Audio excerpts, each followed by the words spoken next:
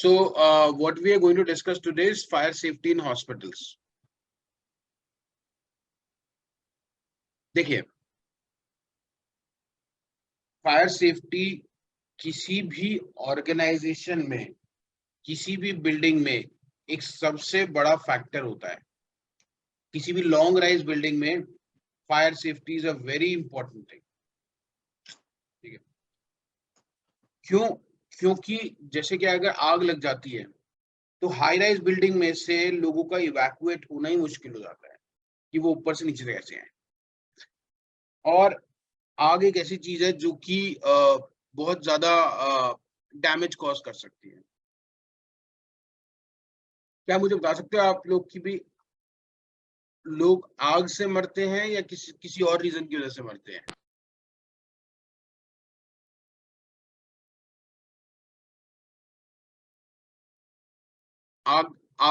लोग आग की वजह से, देखो, कोई भी बिल्डिंग में लोग आग से नहीं मरते हैं. मरते हैं, ये नहीं बोल रहा हूँ मैं नहीं मरते हैं, लेकिन मेजॉरिटी ऑफ द लोगों की डेथ होती है सफोकेशन से. वो जो धुआं उठता है उससे लोगों की डेथ होती है और वो बहुत ही खतरनाक होता है.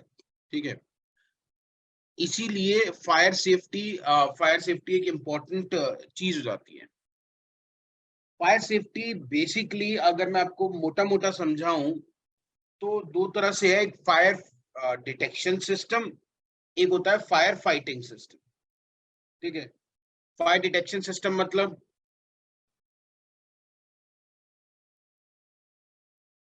फायर डिटेक्शन सिस्टम मतलब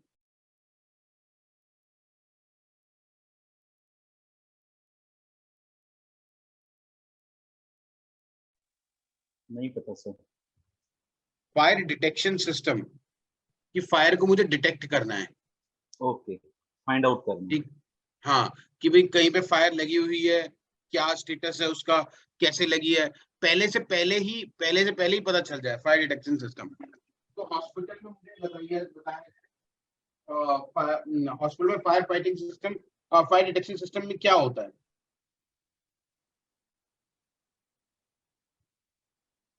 फायर डिटेक्शन सिस्टम में क्या होता है हॉस्पिटल में? Alarm. Sorry, alarms. Alarms. Very good. Alarm. Smoke alarm होता है. Very good. और क्या होता है? ये water can, fire balls. Fire balls detection system नहीं है. नहीं, water cans are not detection system. It is what, क्या बोलते हैं, ये एक तरह का फायर फाइटिंग मैकेनिज्म है. तो इसके लिए होते हैं स्मोक डिटेक्टर्स. ठीक है, और हॉस्पिटल में नहीं है, हर ऑर्गेनाइजेशन में, हर बिल्डिंग में लगे हुए होते हैं स्मोक डिटेक्टर्स. यस. ठीक है, यस सर. Smoke detectors. आप फायर फाइटिंग के लिए कई सारी चीजें होती है. जैसे हॉस्पिटल में लगे होते हैं स्प्रिंकलर्स, लगे होते हैं ऊपर स्प्रिंकलर्स. आग लगे तो वहां पे पानी पहुंच जाए. पूरा इसका नेटवर्क होता है, जैसे पाइप सिस्टम होता है ना, नॉर्मल पाइप सिस्टम. बिल्कुल सेम पाइपलाइन सिस्टम बना हुआ होता है. और ये फायर स्प्रिंकलर्स होते हैं, उसके अंदर पानी नहीं स्प्रिंकल करता है. ये फायर फाइटिंग मैकेनिज्म हो गया. और बताओ कोई फायर फाइटिंग मैकेनिज्म. ये सैंड रखना सर. Sorry, sand. सैंड पहला होता था, अब नहीं होता है उतना. ठीक है, अब सैंड नहीं रखे जाते. पहले जो है, पहले के टाइम पे सैंड रखा जाता था. अगर आप हॉस्पिटल में काम कर रहे हैं तो आपको इस बात का आइडिया होगा कि वहां पर फायर एक्सटिंग्विशर्स होते हैं. वो एक सिलेंडर सा होता है, छोटा सिलेंडर होता है, वो दीवार पे टंगा हुआ होता है और उससे ही फायर फाइटिंग की जाती है. वो हमेशा क्या है, बिल्कुल भरा रहता है वो. ठीक है, और क्या सिस्टम होता है? होज रील एंड पाइप सिस्टम. कि भाई एक पाइपिंग, हर फ्लोर पर एक पाइप होता है, उसमें बहुत सारी मतलब वो कपड़े का सा पाइप होता है वो. और उसको निकाल के कहीं पर भी पानी के लिए अगर आग लगे तो वहां से पानी डाला जा सकता है ना.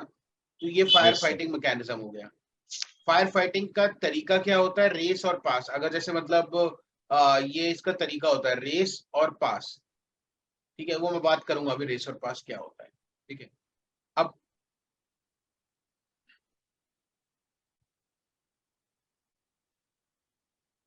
तो क्या होता है, हर हॉस्पिटल में पहले पहले क्या होता था कि अंडरग्राउंड में वाटर होता था, और उस वाटर को हम क्या करते थे, जैसे वो फायर टेंडर की जो मशीन आती थी, जो फायर टेंडर का आता था, तो फायर टेंडर जो आता था उसमें उसमें उसमें पानी पानी क्या होता था, कनेक्ट करते थे अंडरग्राउंड वाटर से, और पानी वहां से निकाल के और उसी पानी को पूरा आग बुझाने का काम करते थे,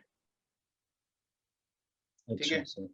यस सर। लेकिन अब क्या है, अब ये सिस्टम में ऐसा हो गया है कि ओवरहेड टैंक भी होते हैं, ये मतलब बिल्डिंग के ऊपर होते हैं टैंक, वो उनसे पाइप नीचे आता है, पाइप नीचे आता है और पाइप से कनेक्ट कर देते हैं उसको, और उससे पानी को सारा किया जाता है, ठीक है।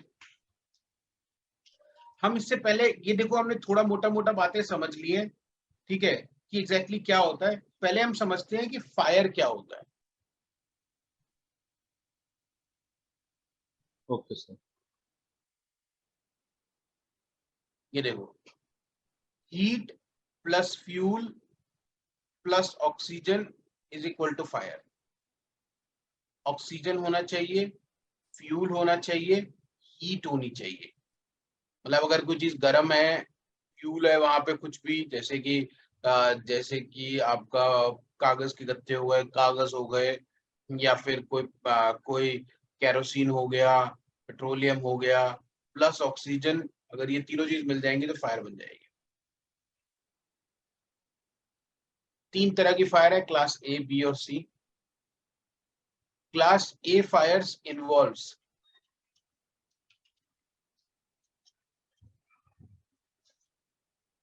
class A fires involving pre-burning materials, for example wood, paper, textiles, cotton and other carbonaceous materials.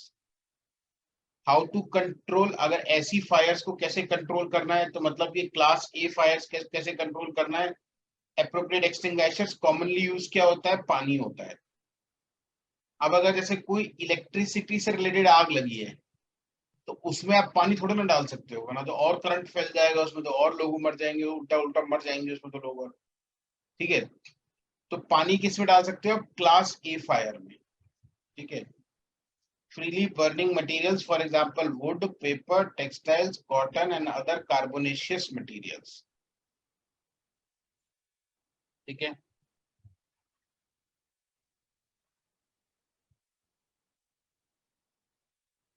Class B fires involving flammable liquids and gases, जैसे कि क्या है, पेट्रोल है, डीजल है, सॉल्वेंट्स है, लुब्रिकेंट्स है, स्पिरिट्स है, अल्कोहल है, कुकिंग ऑयल है।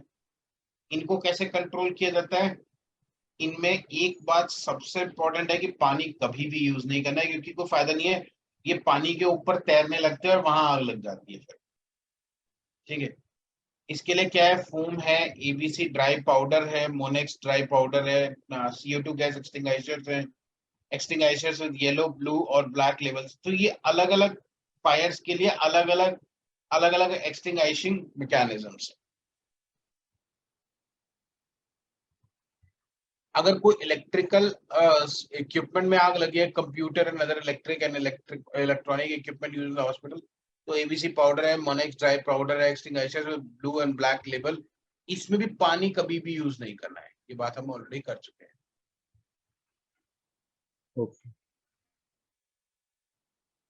Static water supply with in the building हमेशा होनी चाहिए। ये देखो होज रील है, ये होज रील गोल गोल देख रहे हो आप, गोल गोल, ये जो गोल गोल यस है सर। होज रील है ये, ठीक है ना, इसको होज reel.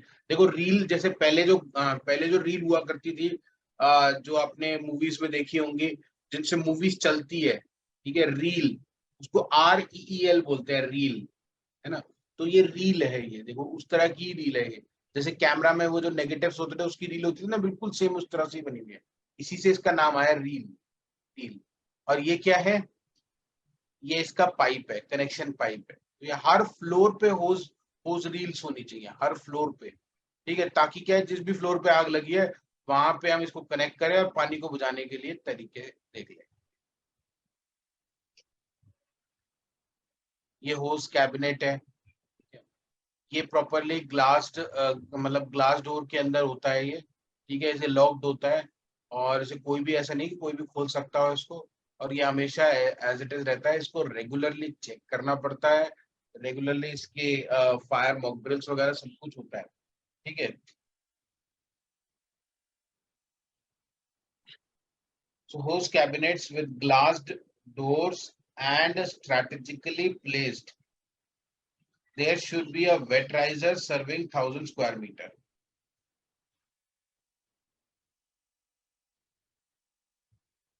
Suitable water pressure, one working and other standby diesel pump. तो ये क्या होता है कि ये हमेशा वर्किंग, ये पानी को जो है, पानी को पहले क्या था कि मैंने बताया ना, जमीन के अंदर होता था पानी, ठीक है। तो जमीन के अंदर होता था तो होता क्या था उससे कि जब जब जरूरत पड़ती थी तभी उसे चलाते थे। आजकल ओवरहेड होता है तो पहले ही ये रेगुलरली चलता ही रहता है और उस पानी को ऊपर पहुंचाता रहता है, ठीक है। क्योंकि होता क्या है कि at the time of fire, at the time of fire करते लोग क्या करते हैं, इलेक्ट्रिसिटी कट कर देते हैं, इलेक्ट्रिसिटी जो है कट कर देते हैं एकदम। तो इलेक्ट्रिसिटी कट हो जाएगी तो ये मशीन कैसे चलेगी, इसीलिए डीजल पंप होना चाहिए साथ में, है ना, इसीलिए डीजल पंप साथ में होना चाहिए। इसीलिए क्या है कि उसे पहले ही ऊपर भर के रखो, क्योंकि ऊपर से because of the potential energy ऊपर से आएगा वो पानी, तो वो नीचे की तरफ ग्रेविटी के कारण तो वो कहीं पे भी चला जाएगा और प्रेशर से आएगा वो पानी, है ना।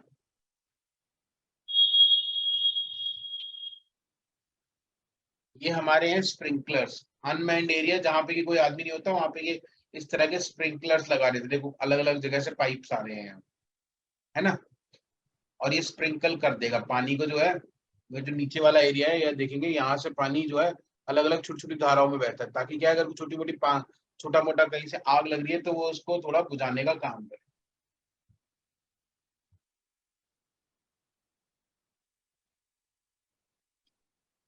Portable fire fight extinguishers, foam होता है, एबीसी ड्राई पाउडर होता है, वेट केमिकल एक्सटिंग्विशर्स होते हैं, CO2 गैस एक्सटिंग्विशर्स होते हैं, मोनेक्स ड्राई पाउडर।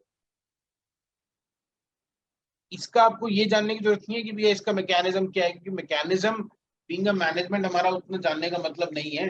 पर हाँ ये पता होना चाहिए कि भाई कौन कौन सा क्या क्या होता है, दैट इज मोर इम्पोर्टेंट, कि कौन कौन सी चीजें होती है, that's enough for hospital administration part. जैसे फोम है, मल्टी रिस्क एक्सटिंग्विशर है, क्रिएट एक्वस फिल्म, और ये क्लास ए और बी के लिए होता है। ABC dry powder, Monex dry powder contain non-conducting dry powders, coating on surface. ABC तीनों तरह के फायर के लिए होता है, इसीलिए आपने देखा होगा इस तरह के जो है वहां पे टंगे हुए होते हैं हॉस्पिटल के अंदर, हर दीवार पे टंगा हुआ होता है ये, हर मतलब हर वॉल पे, एक वॉल पे एक टंगा हुआ होना चाहिए, ठीक है। Wet chemical used on burning oil surfaces seal the surface of burning oil and prevent रीइग्निशन, वे दोबारा से रीइग्नाइट ना हो जाए तो उसके लिए प्रिवेंट करता है। और ये wait chemical extinguishers use in common fire CO2 gas extinguishers for class A। There should be a separate automatic fire detecting room, smoke and heat detectors, fire alarms, auto switch electricity supply. तो ये सब चीजें होते हैं fire detection के लिए, fire fighting के लिए। जैसे ये जो है ये स्मोक डिटेक्टर है लेफ्ट में जो है, ठीक है। फायर अलार्म्स भी होते हैं कि एकदम से जैसी फायर होती है, हीट हीट को वो सेंस करके, और जैसी हीटिंग बढ़ती है तो वो फायर अलार्म कर देते हैं, ठीक है। और इनका एक सिस्टम और होता है कि जैसे ही ये हीट सेंस करते हैं, ऑटोमेटिकली उस एरिया की इलेक्ट्रिसिटी स्विच ऑफ हो जाती है ऑटोमेटिकली। क्यों? क्योंकि अगर वो इलेक्ट्रिसिटी ने पकड़ ली तो that it can cause to major damage.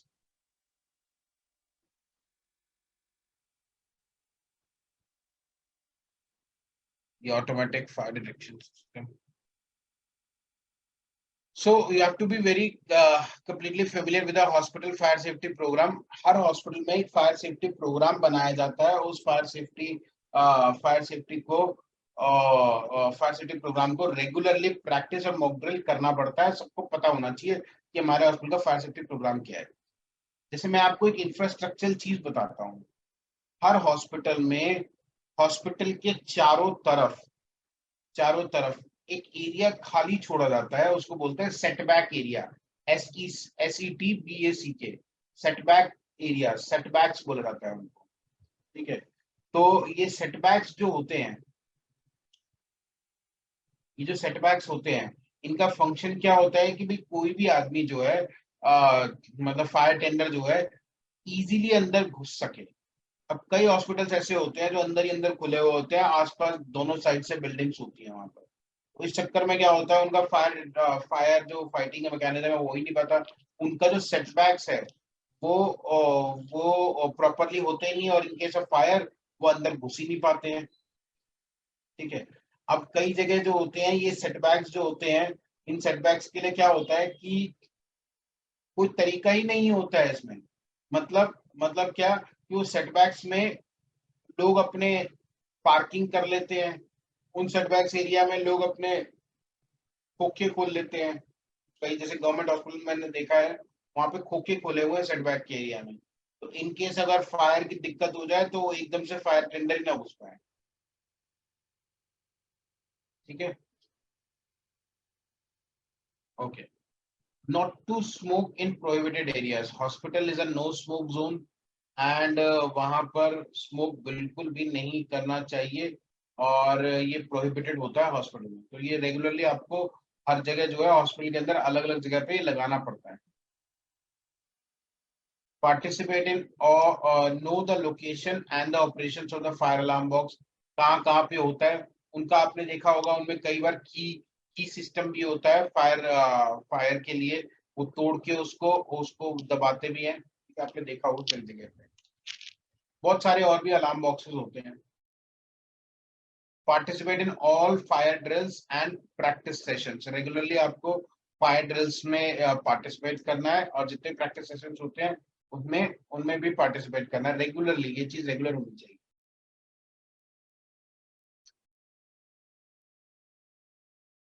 What to do in case of fire. सबसे इंपॉर्टेंट चीज, do not panic, run, yell और यूज द वर्ड फायर. ये हमेशा इसके लिए कोड होता है जिसका मतलब code red. Code red. Doctor red नहीं बोलते हैं, पहले बोलते थे, अब कोड रेड बोलते हैं.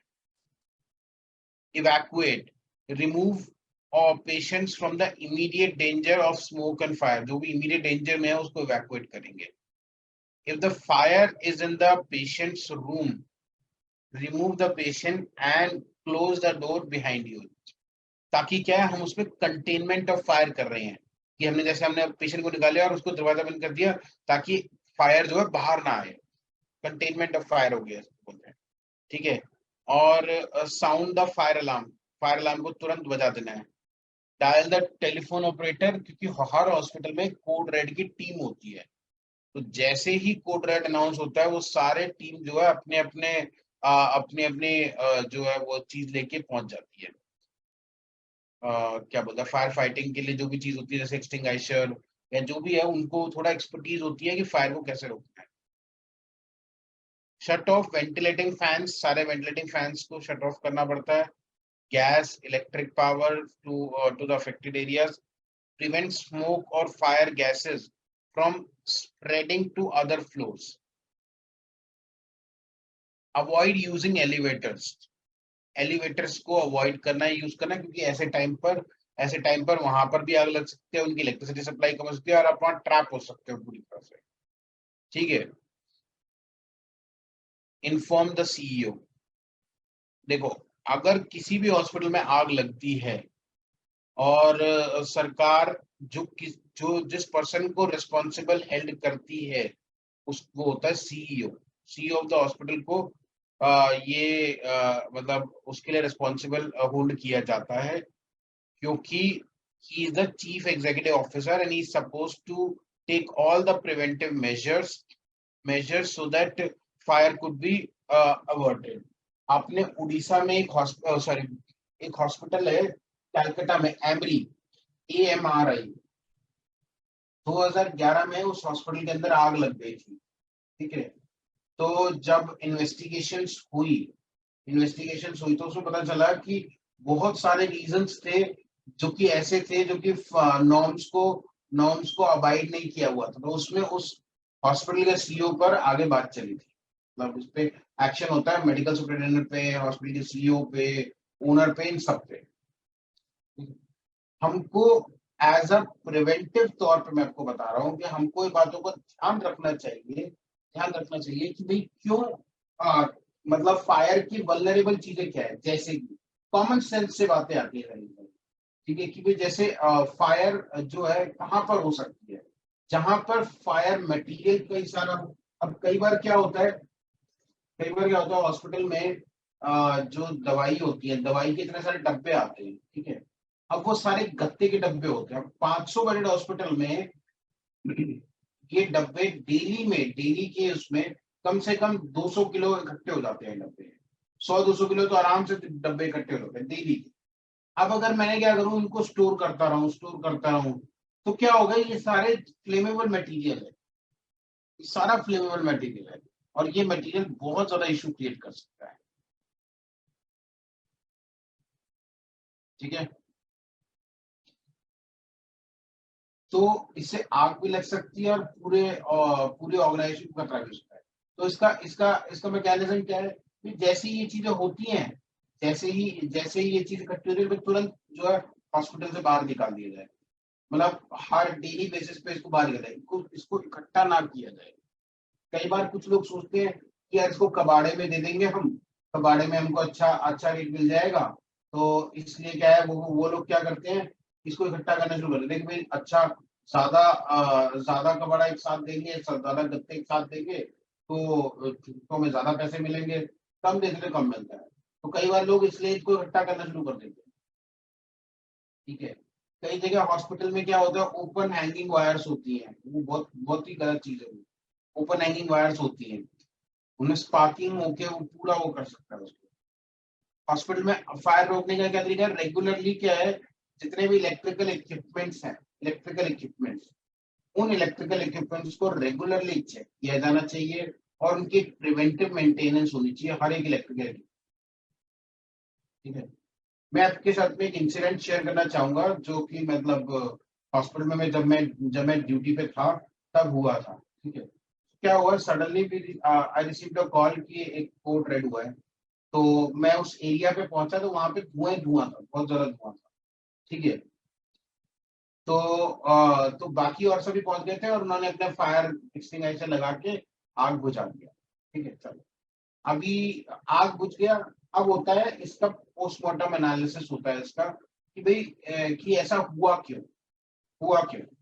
तो क्या पता चलता है वहां पर, इसका रीजन क्या निकल के आया कि वहां पर जो नर्सिंग काउंटर था वहां पे आग लगी थी। पहली चीज, नर्सिंग काउंटर पे एक स्विच था 5 एम्पियर का। ठीक है, और उस 5 एम्पियर के स्विच में आपने एक एक्सटेंशन लगाई हुई थी, एक्सटेंशन कॉर्ड, और उस एक्सटेंशन कॉर्ड में कई सारे मल्टीपल इक्विपमेंट्स लगाए हुए थे, कई सारे इक्विपमेंट लगाए हुए। ठीक है, जो कि जैसे मतलब कई सारे जो इक्विपमेंट होते हैं, जैसे पानी करने की केटल हो गया। ठीक है, एक उसका क्या बोलते हैं, जो स्टीमर होता है उसका उसका लगा रखा है। तो कई सारे आउटलेट थे। तो 5 एम्पियर के सॉकेट में 15 एम्पियर का लोड था। उससे क्या हुआ, ओवर हीटिंग हुई। ओवर हीटिंग होने से क्या हुआ, आग लगी। आग लगने से पूरे एक दो चीजों में और आग लग गई, पूरी फैल गई आग। आग तो ऐसी ही होती है, एक जगह एक से फैल गई, एक से दूसरे में, दूसरे तीसरे में हो जाता है। ठीक है, तो अब क्या हुआ, जब ये पता चला कि 5 एम्पियर के सॉकेट में 15 एम्पियर का जब लोड जा रहा है, तब उसके लिए प्रिवेंटिव हमने हमने तरीका अपनाया कि हॉस्पिटल के अंदर पहली चीज, extension cords are strictly prohibited. पूरे हॉस्पिटल में ये एक पॉलिसी इंप्लीमेंट कर दी कि अब से कोई भी एक्सटेंशन कॉर्ड नहीं यूज करेगा। ठीक है, पहली चीज। दूसरी चीज, कि क्या होता है, कई कॉर्ड्स जो होती हैं उसके अंदर 5 एम्पियर का जो है लोड होता है, और वो क्या करते हैं, उसकी वायर को काट देते हैं। 5 एम्पियर वाले सॉकेट में 15 एम्पियर का कुछ लगाना होता है, तो लोग क्या करते हैं, उसकी वायर को, वो जो उसका प्लग होता है, प्लग तो उसके अंदर इंसर्ट होगा नहीं, तो वो लोग क्या करते हैं, उसमें उसको कट कर देते हैं, वायर को कट कर देते हैं, वायर को, और वायर को कट करने के बाद में वायर को अंदर इंसर्ट कर देते हैं, ऐसे चल जाता है। ठीक है, ठीक है, तो ये लोग करते थे, तो इस चीज के लिए प्रॉपर ट्रेनिंग दी गई कि भैया ऐसा नहीं होगा। ठीक है, तीसरी चीज, ये सॉकेट्स को ऐसा बनाया गया कि कोई भी 5 एम्पियर की से ज्यादा का लोड अगर होता है तो वो ऑटोमेटिकली स्विच ऑफ हो जाएगा, मतलब ऑटोमेटिकली कट हो जाएगा वहां से। एक फ्यूज सिस्टम लगा दिया वहां पर हर हर सॉकेट के अंदर, कि 5 एम्पियर में जैसे ही 5 एम्पियर ज्यादा का लोड हुआ, वो ऑटोमेटिकली फ्यूज उड़ जाएगा, उसका फ्यूज रहेगा, क्योंकि जरा से भी आपको फ्यूज का मैकेनिज्म पता ही होगा कि जरा से भी उसमें एक अलग मटेरियल लगा देते हैं, वो जैसे ही एक सर्टेन टेम्परेचर से ऊपर आता है तो मेल्ट हो जाता है और वो एकदम बंद हो जाता है, ऑटोमेटिक सिस्टम। तो ये सब चीजों को इम्प्लीमेंट कराया गया। ठीक है, ओके।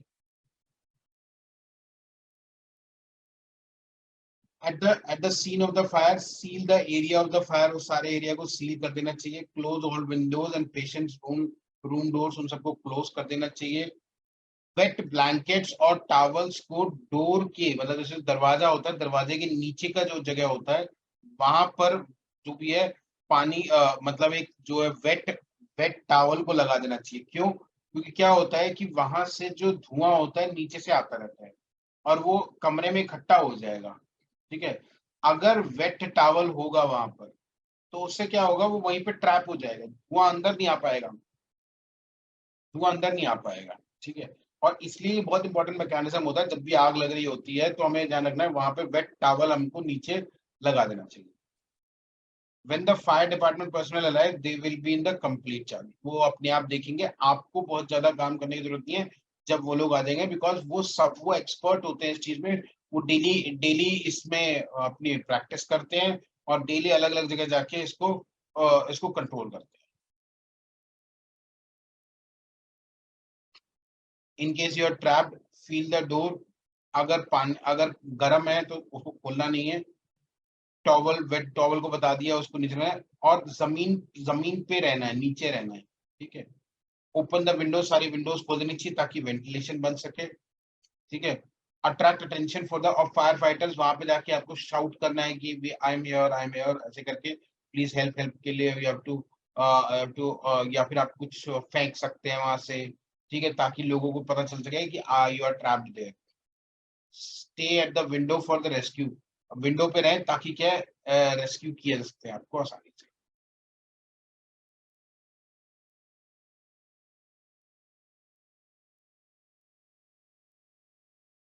एक और चीज होती है रेस और पास, ये इंपॉर्टेंट है कि मैं आपको बता के then we will close this particular session. ठीक है, एक और चीज होती है जिसको बोलते हैं रेस और पास। रेस, रेस का मतलब होता है कि जब भी फायर होती है तो क्या किया जाना चाहिए। ठीक है, तो उसमें ये 4 स्टेप्स होते हैं, RACE। रेस, रेस भागने वाला रेस। ठीक है, आर मतलब रेस्क्यू, जो भी इमीडिएटली डेंजर एरिया में पेशेंट है तो उसको रेस्क्यू करो। ठीक है, अलार्म बजाओ तुरंत, उसके बाद जैसे अपने इसको रेस्क्यू कर दिया उसके बाद तुरंत अलार्म बजाओ। ठीक है, कि ये वाला फायर के लिए कुछ लाओ। उसके बाद कंटेन द फायर, जैसे सपोज करो नीचे नीचे जमीन पे कोई फायर हुई पड़ी है। ठीक है, तो आप क्या कर सकते हो, उसमें कंबल डाल सकते हो ताकि वो फायर जो है मतलब वो कंटेन हो सके, या उस पर्टिकुलर एरिया का दरवाजा बंद कर सको, कंटेनमेंट ऑफ फायर। ठीक है, हॉस्पिटल में एक और चीज होती है, इसको बोलते हैं कंपार्टमेंटलाइजेशन। हॉस्पिटल में कंपार्टमेंट्स बने होते हैं। ठीक है, ताकि वो बनाने के टाइम पे इस बात को ध्यान रखा जाता है कि हॉस्पिटल में कंपार्टमेंट्स बने हुए हों। ये जो कंपार्टमेंट्स बने हुए होते हैं, इससे क्या होता है कि जब भी आग लगे तो उस कंपार्टमेंट को बंद कर दो, और वो कंपार्टमेंट में ऐसा मटेरियल लगा होता है कंपार्टमेंटलाइजेशन में कि भाई वो फायर उसको क्रॉस करके नहीं होती, क्योंकि वो फायर रेजिस्टेंट मटेरियल लगाया हो। ठीक है, तो R for rescue, A for alarm, C for contain, आपने कंटेन कर दी fire, E for extinguish, extinguisher use करो। ठीक है, मतलब एक्सटिंग्विश करो फायर को, चाहे पानी डालो, चाहे वो जो सिलेंडर है, फायर सिलेंडर, उसको यूज करो, चाहे एबीसी फोम यूज करो, whatever you want to extinguish करना है। ठीक है, the commonly use thing is fire extinguisher, क्योंकि वो एबीसी तीनों फायर में यूज आता है, इसलिए पानी वानी ज्यादा यूज करते नहीं है, ठीक है, यूजुअली नहीं करते। ठीक है, वो जब आउट ऑफ कंट्रोल हो जाता है तब पानी का यूज किया जाता है, बट अदरवाइज नहीं किया जाता है। ठीक है, तो हम वो फायर एक्सटिंग्विशर को यूज करते हैं। अब रेस समझ लिया, रेस्क्यू, अलार्म, कंटेन, एक्सटिंग्विश। अब दूसरा सिस्टम है पास, PASS। अब एक्सटिंग्विश करने के लिए मेरे को सिलेंडर यूज करना है, तो सिलेंडर को कैसे यूज करना है। ठीक है, तो सिलेंडर को यूज करने का तरीका है कि आप सबसे पहले सिलेंडर को उठाएंगे तो वहां पे पिन होता है, तो पुल द पिन, पी मतलब PASS का पी मतलब है पुल द पिन। ठीक है, ए, PASS का ए का मतलब है aim at the base of the fire, fire के बेस पे आपको एम करना है, मतलब जहां पे बेस है फायर का उस पे एम करना है, ना कि ऊपर ऊपर करना है, क्योंकि आग वहीं से ही बुझेगी। एस, एस मतलब स्क्वीज द हैंडल, मतलब हैंडल को स्क्वीज करके रखना है, जो उसमें एक हैंडल लगा होता है, उसको उसको पकड़ के रखना है, अच्छे से स्क्वीज करना है, उसको दबाना है। और स्वाइप साइड टू साइड, तो एस, दूसरे एस का मतलब है स्वाइप साइड टू साइड। तो पी मतलब पुल द पिन, ए मतलब aim at the base, S मतलब स्क्वीज, और दूसरे एस का मतलब है स्वाइप साइड टू साइड। मतलब क्या है कि जब भी आग लग रही है, बेस ऑफ द फायर पे हमें एम करना है, और उसको साइड साइड से, मतलब लेफ्ट राइट, लेफ्ट राइट, ऊपर नीचे नहीं करना, अप डाउन उसको नहीं करना है, लेफ्ट और राइट उसको स्वाइप करना है। ठीक है, ताकि हम फायर को कंटेन कर सकें। So this is about raise and pass. Raise, rescue, alarm, contain and extinguish. और फायर एक्सटिंग्विशर कैसे यूज करना है, उसके लिए पास है, PASS, pull the pin, aim at the base, squeeze the handle and swipe side to side. ठीक है, मैं आपको इसके लिए आपको एक शॉर्ट वीडियो दिखा देता हूं about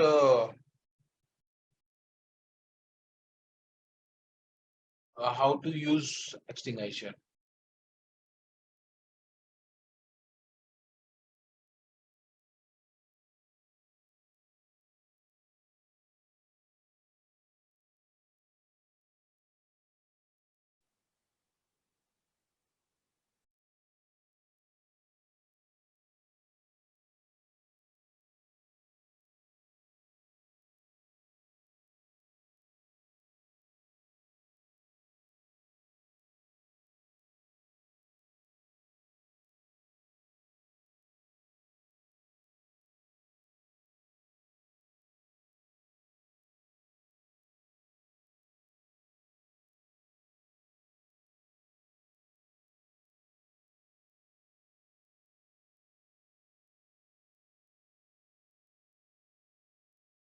I hope you can see this.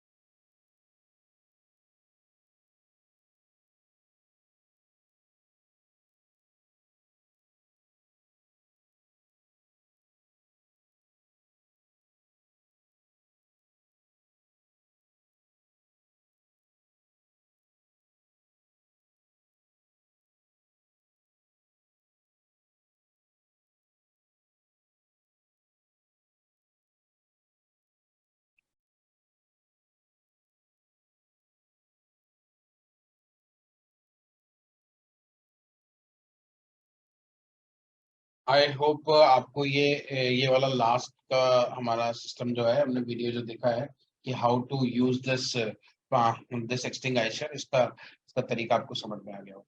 Any doubt you have? No, sir. ठीक है, shall we close the class for today? Okay, sir. ठीक है, मैं ये रिक्वेस्ट करूंगा आपसे एक और चीज, प्लीज आप थोड़ा सा इंटरेक्ट करेंगे, क्वेश्चनिंग करेंगे तो थोड़ा सा बेहतर होगा, हम बेहतर तरीके से पढ़ पाएंगे. बाकी देखो क्लासेस जो है वो चल ही तो रही हैं. बाकी I think you have my number, so in case of any requirement आप मुझे कॉल भी कर सकते हैं. ठीक है, thank you very much. Thank you, sir.